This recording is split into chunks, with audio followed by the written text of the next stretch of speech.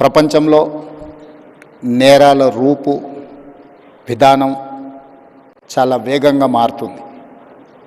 ఈ వేగంగా మారే విధానంలో మన యొక్క పరిపాలన విధానాలను మార్చుకొని సమాజంలో వస్తున్న సవాళ్ళను ఎదుర్కోవడానికి అవసరమైన అన్ని ప్రణాళికలు మనం సిద్ధం చేసుకోవాలి. ఒకప్పుడు దేశంలో కానీ ప్రపంచంలో కానీ తీవ్రమైన నేరాలు, మర్డర్, రేప్ని మనం అత్యంత తీవ్రమైన నేరంగా చూసేది. అదేవిధంగా దోపిడీలు చేయాలి అంటే నేరగాళ్ళు మన ఇంటికి రావాలి, మన తలుపులో మన కిటికీలో బద్దలు కొట్టాలి, మన ఇంట్లోకి రావాలి, మన త్రిజోరీని పగలగొట్టి తీసుకెళ్ళాలి. కానీ ఈరోజు త్రిజోరీ ఆర్ ట్రెజరీ అనే పదానికే డెఫినేషన్ మారింది. ఈరోజు మన త్రిజోరీ, మన ట్రెజరీ మన కంప్యూటర్ లేకపోతే మన మొబైల్. సో మన కంప్యూటర్ని, మన మొబైల్ని మన ఇంటికి వచ్చి ఎత్తుకెళ్లాల్సిన పని లేదు. వాళ్ళు ఎక్కడున్నా కూడా they can enter into your computer or otherwise your mobile.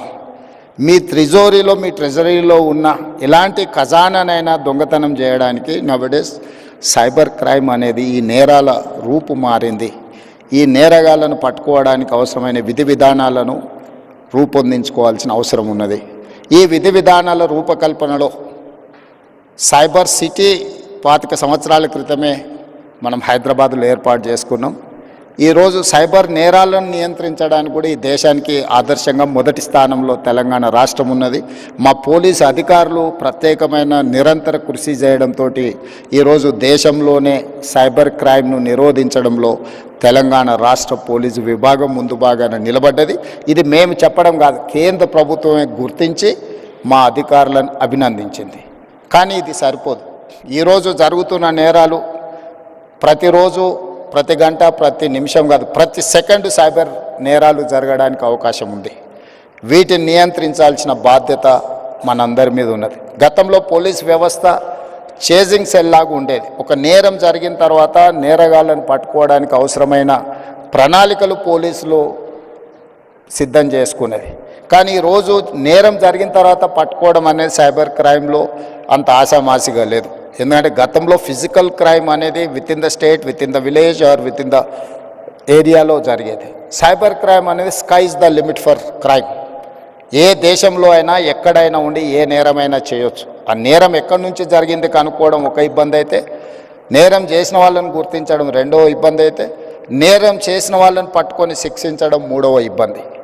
ఇన్ని రకాల ఇబ్బందుల నేపథ్యంలో నేరం జరగకుండా నిరోధించాల్సిన బాధ్యతనే మన పోలీస్ వ్యవస్థ మీద ఉన్నది. ఈ పోలీస్ వ్యవస్థ కూడా ఒక రాష్ట్రానికి పరిమితమైన విధానాలతో మనం ముందుకు వెళ్ళలేం. ఈరోజు దాదాపుగా 14 రాష్ట్రాలకు సంబంధించిన పోలీస్ అధికారులు ఈ సమావేశంలో పాల్గొన్నారు.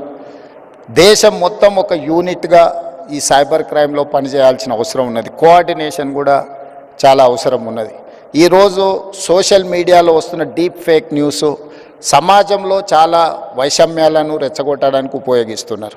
కొంతమంది సమాజంలో ఒక గందరగోళాన్ని సృష్టించి జరగని నేరాలు జరిగినట్టుగా, జరగని దాడులను జరిగినట్టుగా, లేదా ఇతర ఆలోచనలతోని ఈ డీప్ ఫేక్ న్యూస్ని స్ప్రెడ్ చేస్తున్నారు. వీటన్నిటిని కూడా సోషల్ మీడియాని కంట్రోల్ చేయడమే కాకుండా ఆర్థిక నేరాలను కూడా ఈరోజు నియంత్రించాల్సిన అవసరం ఉన్నది. వీటన్నిటి నేపథ్యంలో తెలంగాణ స్టేట్ సైబర్ క్రైమ్ డిపార్ట్మెంట్కి సంబంధించి ప్రత్యేకంగా డీజీపీ శిఖా గోయల్ గారు, అదేవిధంగా సైబరాబాద్ కమిషనర్ అవినాష్ మహాంతి ఒక మంచి షీల్డ్ 2025 కార్యక్రమాన్ని ఏర్పాటు చేసి ఇందులో ఎక్స్పర్ట్స్ని, ఇతర రాష్ట్రాలకు సంబంధించిన అధికారులను చాలామందిని ఇందులో పాల్గొనే విధంగా చేసి ఒక కోఆర్డినేషన్, ఒక connecting bridge with in the states, with in the country, with in the departments చేయడానికి ఏదైతే ప్రయత్నం చేస్తున్నారో ఇది first initiative, very best initiative. I wanted to congratulate them.